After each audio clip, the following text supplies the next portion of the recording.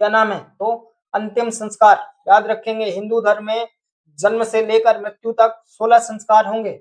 जन्म लेना भी एक संस्कार है, अन्नप्राशन भी एक संस्कार है, नियोग संस्कार होता है।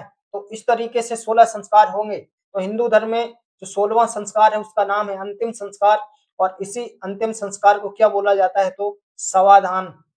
याद रखेंगे सिंधु घाटी सभ्यता या हड़प्पा सभ्यता में 3 तरह के समाधानों का प्रचलन था इस समय। एक तो दाह संस्कार। दाह संस्कार को आप ऐसे समझिए, किसी व्यक्ति की मृत्यु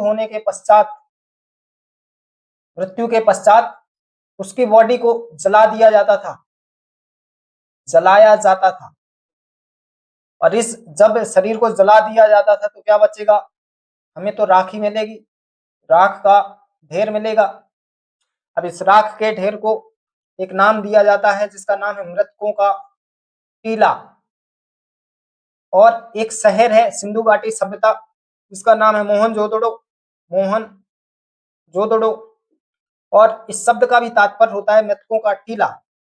तो हमें इससे साक्ष्य प्राप्त होते हैं कि दाह संस्कार का प्रचलन था इस सभ्यता में।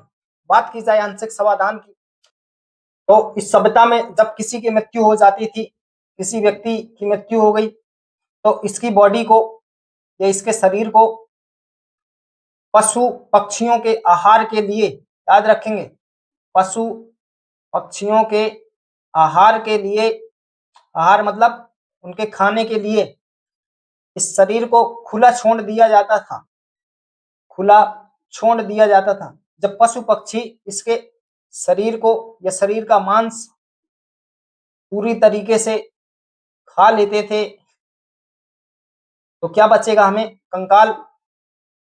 तब इस कंकाल को या तो जमीन पर दफना दिया जाएगा या तो इसको जला दिया जाता था।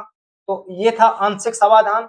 और आंशिक समाधान के हमें साक्ष्य प्राप्त होते हैं कहां से, बात की जाए साक्ष्य, पूछा जाए सिंधु घाटी सभ्यता में आंशिक समाधान के साक्ष्य, तो याद रखेंगे सनौली से प्राप्त हुए हैं।